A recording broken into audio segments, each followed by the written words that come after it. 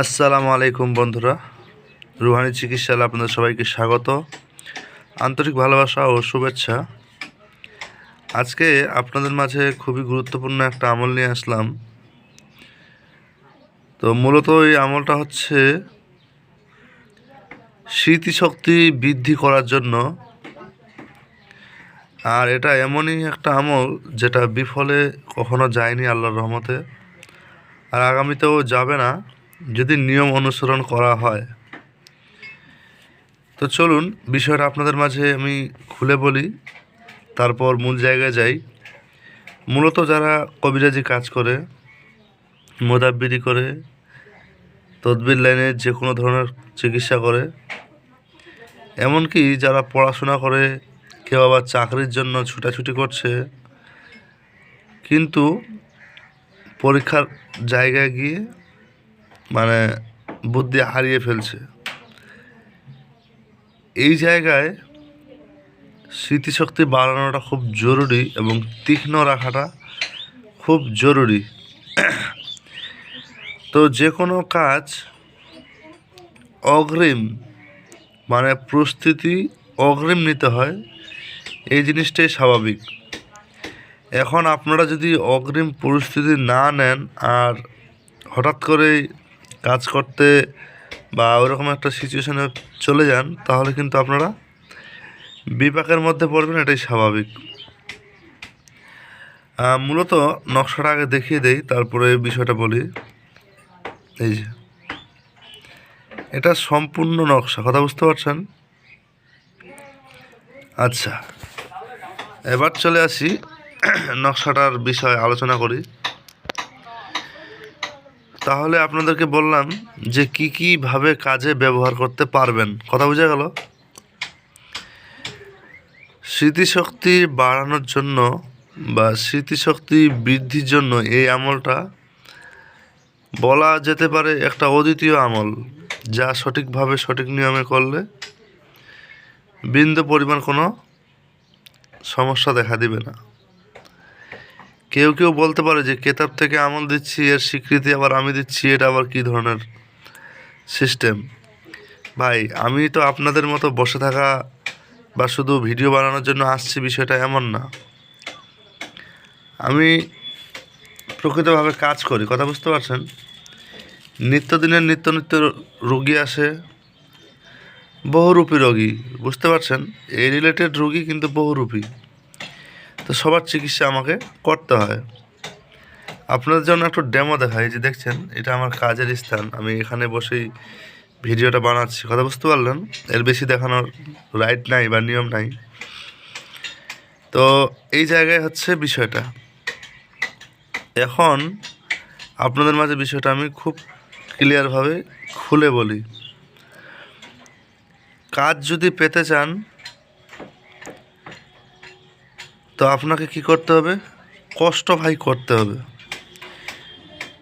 কষ্ট না করলে কখনো ফলাফল পাবেন না, এটাই স্বাভাবিক। আর আজকের আমলটা আমি আশা করব হর এক ব্যক্তি, যে কোনো ব্যক্তি করতে পারবে, কথা বুঝতে পারলেন? এবার কিভাবে পড়বে শুনুন। এই যে এখানে প্রথম, দ্বিতীয়, তৃতীয়, চতুর্থ, পঞ্চম ও ষষ্ঠ এবং সপ্তম উল্লেখ করা আছে। আমি নকশাগুলো আবার জুম করে দেখাবো, প্রত্যেকটা একের পর একটা কাজের কথা বলবো, তারপর একটা দেখাবো, আবার একটা কাজের কথা বলবো, আবার একটা দেখাবো, এরকম পরপর দেখাবো। 7টা নকশা আপনারা সুন্দরভাবে লিখে নেবেন। কেউ কেউ আবার বুঝতে পারছে, অসুবিধার ব্যাপার নাই। এবার চলে আসি মূল জায়গায়। মূল জায়গাটা কি? এই যে এই কাজ রবিবার থেকে শুরু করতে হবে, কথা বুঝে গেল? মূলত রবিবার রবিবার রবিবার, কথা বুঝে গেল? এই রবিবার রবিবার রবিবার কি করতে হবে শুনুন। সাদা কাগজ তো বুঝেন, যেগুলো আপনারা কাগজ লিখেন। সাদা কাগজ নেবেন, মেশক ও জাফরান কালি, মুস্ক, জাফরান আর গোলাপ জল দিয়ে গুলে কালি তৈরি করে নেবেন। এই যে দেখেন, একম নকশা রবিবার দেখা হয়েছে, আশা করি যে জুম করে দেখাচ্ছি। রবিবার সকালে উঠবেন, ঘুম থেকে দ্রুত ফজরের নামাজ আদায় করে নেবেন পারলে। এবার জাফরান কালি দিয়ে সুন্দর করে লেখা শুরু করবেন। এবার লেখা যখন হয়ে গেল, কথা বুঝতে পারছেন, লেখা যখন হয়ে গেল, লেখার আগেও পরে 11 বার করে কিন্তু দরুদ শরীফটা পড়ে নেবেন।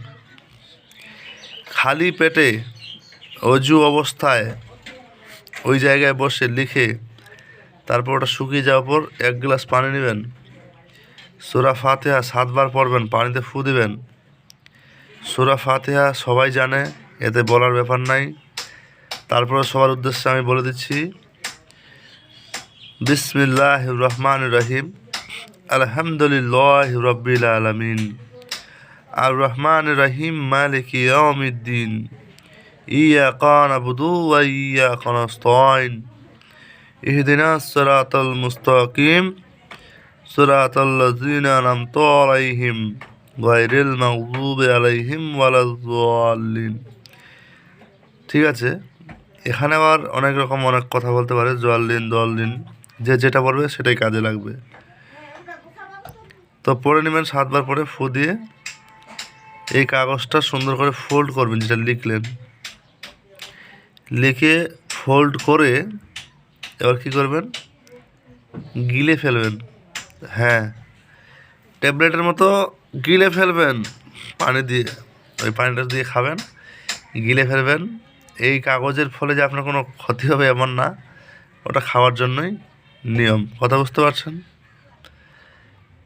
এই হচ্ছে প্রথম দিন গেল রবিবার। এবার দ্বিতীয় দিন কি করবেন, দ্বিতীয় দিনের এই যে নকশা দেখেন, দ্বিতীয় দিনের নকশা, তারপর দেখেন তৃতীয় দিনের নকশা, দেখতে পাচ্ছেন। এবার চতুর্থ দিনের নকশা, পঞ্চম দিনের নকশা, ষষ্ঠম দিনের নকশা আর সপ্তম দিনের নকশা। কথা বোঝা গেল? ঠিক এরপরেও আগামী রবিবার আপনাকে কাজ করতে হবে। প্রথমটা করলেন 7 দিন চলে গেল, দ্বিতীয়টা করলেন 7 দিন চলে গেল, এভাবে প্রত্যেক রবিবার 7টা রবিবার আপনাকে এই কাজ করতে হবে। কথা বোঝা গেল? এবার 7টা রবিবার কাজ করবেন, মূলত ক্যালেন্ডার হিসাব করে নেবেন।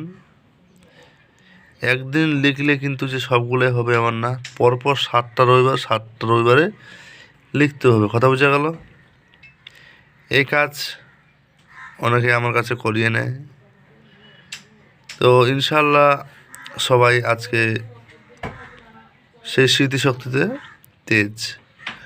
সবাই যে স্মৃতিশক্তি যে মানে বাড়িয়ে নিয়ে যে কেউ চাকরি, ব্যারিস্টার, মিনিস্টার হয়ে যাবে এটা না, কিন্তু স্মৃতিশক্তি যারা রোগে ভুগে তাদের জন্য এই জিনিসটা কিন্তু খুব জরুরি। কথা বুঝতে পারছেন? তবে বয়স্ক মানুষ যারা বয়সের কারণে স্মৃতিশক্তি কম, তাদের বিষয়টা আলাদা। যারা ইয়াং আছে তাদের জন্য কিন্তু আলাদা। কথা বোঝা গেল? আমি চেষ্টা করি আপনাদের মাঝে কিছু জিনিস ভালো করে মানে দেওয়ার বা ভালো কিছু জিনিস শেখানোর। হয়তো আপনারা মনে করেন যে বশীকরণ আর বিচ্ছেদ ছাড়া দুনিয়াতে কোনো কাজ নাই, তো আপনাদের উদ্দেশ্যে বলছি বা তাদের উদ্দেশ্যে বলছি, এই কাজগুলো একটু মাথায় খেয়াল রেখে দেখেন, জীবনে অনেকটা উপকারী হবেন, এতটুকু আমি আশা রাখি। কথা বুঝতে পারলেন? তো ভালো থাকবেন সবাই, সুস্থ থাকবেন। চ্যানেলটাতে নতুন হলে অবশ্যই সাবস্ক্রাইব করবেন। ভালো লাগলে একটা আপনার মূল্যবান কমেন্ট করে যাবেন আর শেয়ার করবেন। তো দেখা হচ্ছে আগামী ভিডিওতে। আর কথা বাড়াবো না। শেষে একটা টোটকা দেওয়ার ইচ্ছা ছিল, কিন্তু টোটকাটা মূলত আমি এই ভিডিওতে দিতে পারবো না, কারণ টোটকাটা বোঝাতে গেলে আবার অনেকটা 5-7 মিনিট চলে যাবে। তো ভালো থাকবেন সবাই, আল্লাহ হাফেজ।